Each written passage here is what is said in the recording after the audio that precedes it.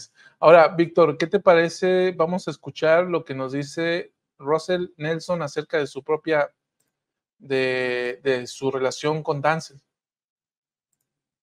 Vamos a ponerlo. Del día que ellos se sellaron y yo me sellé a ellos. En 1945, mientras todavía estaba en la Facultad de Medicina, contraje matrimonio con Denzel White en el templo de Salt Lake. Ella y yo fuimos bendecidos con 9 hijas maravillosas y un hijo muy querido. El último.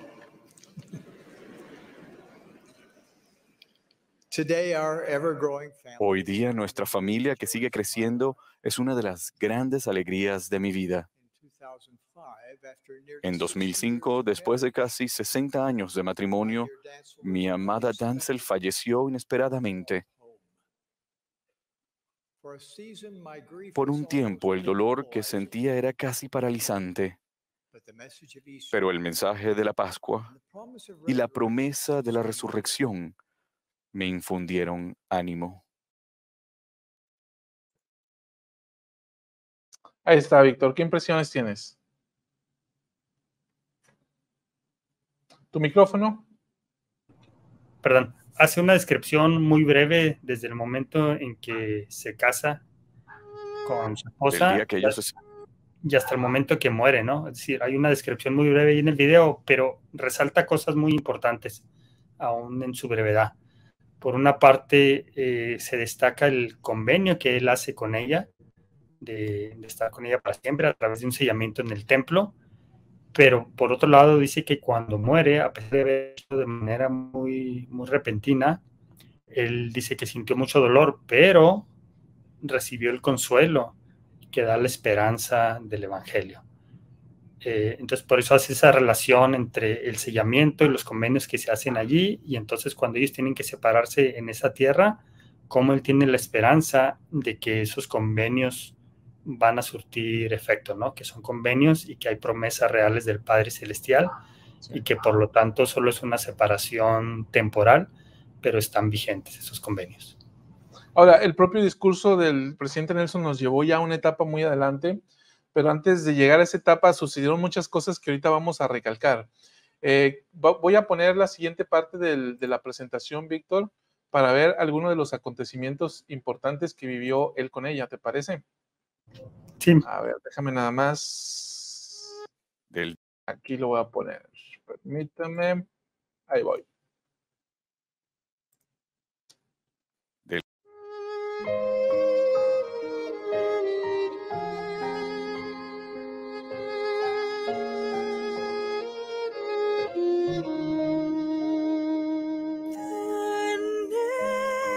Necesito, sí, bendito ser, ninguno como tú, paz puede dar. Señor, te necesito, sí, te necesito. Bendíceme, oh Cristo, vendré a ti.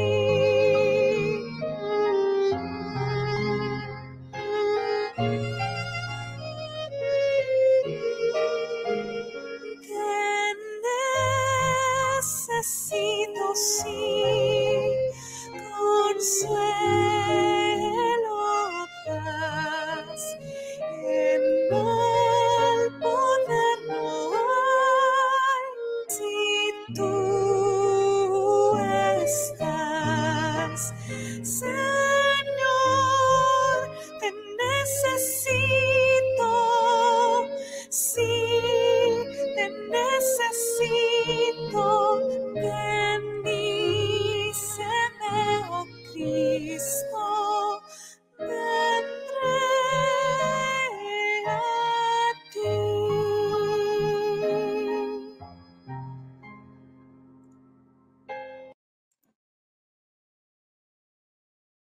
¿Qué tal? Bonito, ¿no? Sí, un resumen muy, muy bonito, ¿no? Aún sin palabras. Esas imágenes creo que nos enternecen a todos y podemos sentir un poquito del amor del Padre Celestial a través de este hombre y de esta familia, ¿no? Porque sería a lo mejor, estaría mal decir que él solo, ¿no? Sino toda la familia que hay detrás de eso. Y bueno, aquí en cuanto a toda la familia, al menos hasta el último dato que pudimos recopilar en redes sociales, quizás esto haya variado en nietos y en bisnietos, más bien en bisnietos, ¿no? Él tuvo 10 hijos con Dancel, 57 netos y 118 bisnietos. Esa foto que vemos ahí fue tomada en enero de 2018, justamente cuando él fue llamado o apartado como presidente de la Iglesia de Jesucristo de los Santos de los Últimos Días. Una descendencia bastante numerosa, ¿no? Por eso es que aparece en la foto ya ahí con Wendy, ¿no? Pero, qué número, ¿no, Víctor? Impresionante, imagínate el legado que viene con esto, ¿no? Porque todavía de ahí van a salir otros tataranietos y una o dos generaciones más. Qué legado de la fidelidad de un hombre. Es impresionante, la verdad. Pocas familias como esta. Cierto. Bueno, pues ahí está. Destacar algunas actividades favoritas del presidente Nelson, Víctor, es ciertamente no es andar en columpio. Esta foto la colocamos ahí, este columpio se lo regaló Wendy ya en un cumpleaños reciente, pero a él le encanta esquiar y le encanta jugar al Scrabble. Le encanta jugar al Scrabble y también armar rompecabezas. Así que estas son una de sus actividades favoritas. Por ahí lo vimos esquiando. ¿Viste esa foto? En el video que pasamos ahorita estaba esquiando. Así que bueno, el presidente Nelson no es para nada un hombre aburrido, ¿eh? No, para nada. Realmente se ha sabido divertir, ¿no?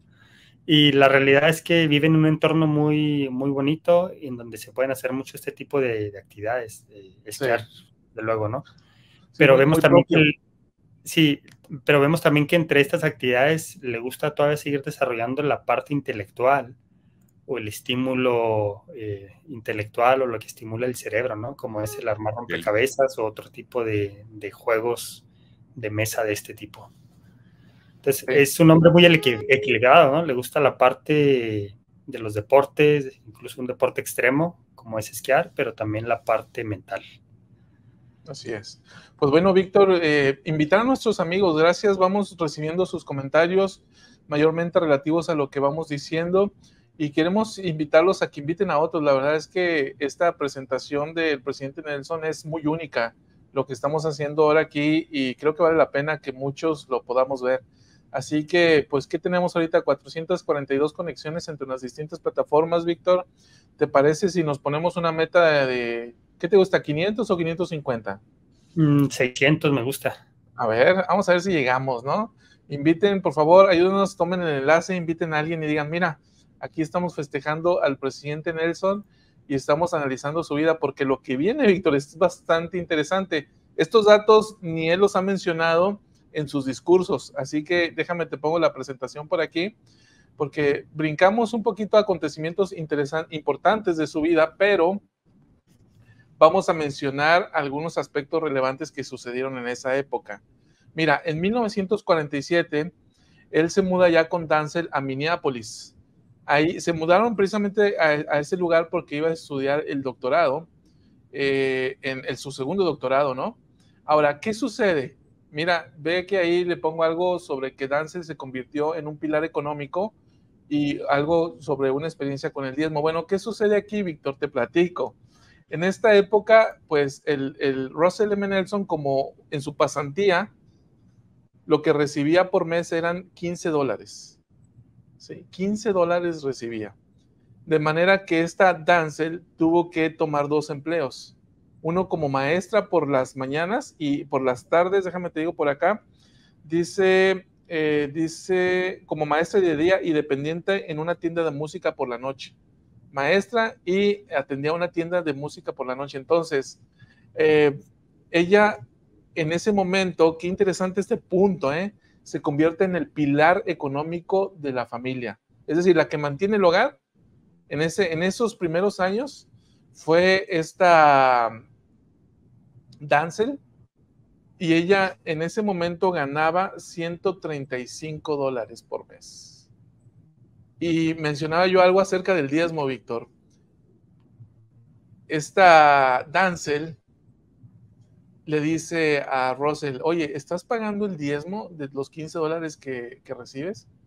Y un Russell joven, le dice, pues es que son $15 y los $15 pues son para cortarme el pelo, para tener mis zapatos limpios y cosas básicas para mi aseo personal, y es todo lo que puedo comprar en todo el mes, y me lo dan precisamente para eso. Casi como que diciendo no es para un ingreso. Entonces Dancel le dice, hay que pagar diezmo de eso. Lo leo, ¿no? Dice, francamente lo había considerado solo como un pago simbólico diseñado para mantener mis dientes limpios, mi cabello cortado y mis zapatos lustrados. Pero cuando me confrontó con esa pregunta, me di cuenta de que ella tenía razón y que yo estaba equivocado, por lo que nuestro diezmo aumentó para incluir una 10ª parte de esos $15 cada mes. He pagado mi diezmo completo desde entonces. ¿Qué te parece esa historia, Víctor? La importancia de la mujer en su vida, la importancia, fíjate, porque si bien por un lado él, digamos que no era muy fuerte en el evangelio los primeros años de su vida, pero ella sí, ahí había una diferencia y un nivel espiritual diferente hasta ese punto, ¿no? Después de alguna manera la alcanza, pero hasta ese punto había una diferencia espiritual y la necesitaba a ella para que le fuera enseñando esos principios, para que los fuera viviendo junto con ella, para que experimentara junto con ella. Situación muy peculiar, ¿no? Y tener razón al decir, pues es que esto no alcanza más que para estos básicos y además no es un salario, ¿no? Es como una beca que yo recibo para estar estudiando, entonces no tendría que dar diezmo de eso. Es decir, de una manera razonada podría él tener razón, pero aquí viene la enseñanza mayor por parte de su esposa, o a veces las esposas nos enseñan, pero a veces no nos queda de otra, ¿no? Me parece que fue el caso de Russell, que tenía que estar en armonía con lo que su esposa quería.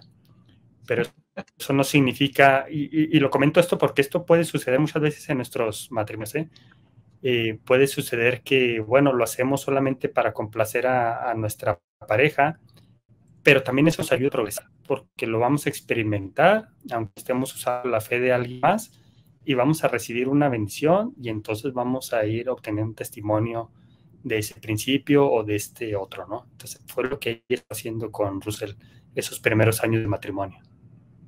Ahora, Víctor, en esa etapa precisamente, cuando él estaba haciendo esta pasantía para el doctorado y ella estaba en estos problemas económicos, o más bien en situaciones que, es más, llegaron al punto, Víctor, donde tuvieron que vender su sangre, ¿sí?, para poder tener recursos para comer, ¿sí? A ese punto llegaron en esa época. Ahora, y de hecho también dice ahí en este libro que Dancel le dice, no se te olvide pagar mi diezmo de lo que sacamos para venderla por la sangre, bueno, entonces en esta época, Víctor, lo natural que hubiera sido abstenerse de tener hijos, ¿no? ¿Qué es lo que hacen ellos? Bueno, el 29 de julio de 1948 se convierten en padres, tienen a su primera hija, ¿sí? Y sobre este punto, él menciona lo siguiente, y lo cito, déjame ver, vamos a ver si lo puedo citar, creo que no lo puedo citar, pero él dice, bueno, nosotros nos dimos cuenta de que no podíamos posponer hijos, porque me quedo pensando por un momento, si yo hubiera pospuesto tener hijos, pues ¿cuál de mis 10 hijos no estuviera ahorita conmigo? ¿Sí? ¿A quién no tendríamos ahorita con nosotros? Dice, pues claro que faltaría este o aquello, y empieza a mencionar sus nombres, pero él lo vio así, ¿no? Como una necesidad de tener hijos de manera inmediata, a pesar de la situación en la que hoy en día lo más cómodo sería, no, vamos a esperarnos, ¿no? O nos casamos hasta que ya tengamos una estabilidad. Totalmente, ¿no? Y es lo que sucede actualmente y ha sucedido con muchas familias. Lo que yo he aprendido, Salvador, es que en este tema de los hijos, no hay un mejor momento para tenerlos. No existe ese momento ideal. Entonces, ahora sí que siguiendo el ejemplo del presidente Nelson y de su esposa, en esa situación difícil económicamente, de mucho tiempo de él que iba a estar fuera de casa por esos estudios y que si empezaban a tener hijos, toda la carga iba a estar con ella, aún así eso no fue un impedimento, ¿no? Entonces es un ejemplo para todos nosotros en ese sentido. Muchos ejemplos vamos a ver esta tarde que ellos nos han dado como matrimonio y en particular ya del presidente Nelson, ¿no? Ya en una madurez espiritual más elevada. Sí, dice por aquí la hermana Aura, comenta, qué hermanita más valiente, la veo trabajando, cuidando su hogar, sus 10 embarazos, es una historia muy tierna, llena de sacrificios y bendiciones. Y sí, ¿no? Y Salvador, y fueron 10 hijos, ¿no? De los cuales son 9 mujeres, 9 hijas y un varón. El varón sería el último, y ¿será que lo estaban buscando y hasta que llegó? Probablemente, ¿no? No quería que se perdiera el apellido Nelson. Sí. Y no, la realidad es que es muy, muy de la época, ¿no? Muy de la época, no solo entre los miembros de la iglesia, estamos hablando de una época por ahí de los años 40 y 50 y todavía se extiende un poco más en otros países como México, Latinoamérica, en donde lo normal era tener muchos hijos, ¿no? En la familia de mi madre fueron 14 hijos, 20 en total, si se cuenta con que mi abuelo ya había estado casado 2 veces, entonces él tuvo 20 hijos en total, pero ya hijos de mi abuela, es decir, en la familia de mi madre fueron 14 hijos. Entonces vemos que era propio de la época, ¿no? Pero siendo santos de los últimos días, pues con más razón. Así es. Y bueno, pues ahí vemos esta madurez que ellos tuvieron. Vuelvo a poner la presentación sobre la pantalla. Entonces, en el 48 son padres. Y en este tiempo, Víctor, entonces él estaba haciendo su doctorado, su pasantía ahí en la Universidad de Minnesota. De tal manera que se involucró con un equipo que fue el que desarrolló la máquina cardiovascular o cardiopulmonar más bien, que era esta máquina que permitía que la sangre pudiera seguir fluyendo por todo el cuerpo, aunque no tuviera el corazón. Dice, narra en este libro que te estoy diciendo que entonces la medicina era tan arcaica que había libros que decían que no podían manipular el corazón y que cualquiera que osara manipular el corazón era así como casi que sacrilegio, ¿no? Se pensaba que no se podía. Entonces ellos empezaron a experimentar y aunque tenían estas cuestiones económicas, surgió un apoyo para desarrollar este proyecto de esta máquina. Él se involucró en el proyecto y comienza a trabajar con el equipo que desarrolló esta máquina cardiovascular y empezaron ellos a literalmente, Víctor, a hacer la máquina. Dice que él empezó Nelson lo que hizo fue aprender a fundir vidrio, ¿sí? A trabajar con el vidrio cuando está en altas temperaturas, no sé el nombre, ¿eh? Entonces, él trabajó en eso, otros en otras cosas, hicieron una máquina del tamaño de un cuarto para que esto funcionara, pero se dieron cuenta que esa máquina no podía llevarse a un laboratorio, pero aunque se dieron cuenta que funcionaba y resolvieron algunos problemas, pues finalmente, aquí como lo muestro en la presentación, esa máquina se desarrolló en 1951, que se llevó a cabo la primera operación. Pero aquí yo anoto por ahí un médico para perros y me llama la atención esta parte de su vida porque ellos comenzaron a hacer experimentos con perros, ¿sí? Trabajaron con perros, ¿no? Y empezaron los perros, primero que mantenerlos con vida. Primero se les morían en la operación y segundo, ya los mantenían con vida, pero se morían a las horas después de que habían manipulado su corazón. Y bueno, Entonces, en esa época en la que estaban trabajando, ellos habían tenido grandes avances y habían vencido muchos obstáculos. Y lo que sucede, Víctor, es que para la época va sus papás van a visitarlo y él muy orgulloso va a ir a mostrarles el laboratorio y todos los avances que habían tenido.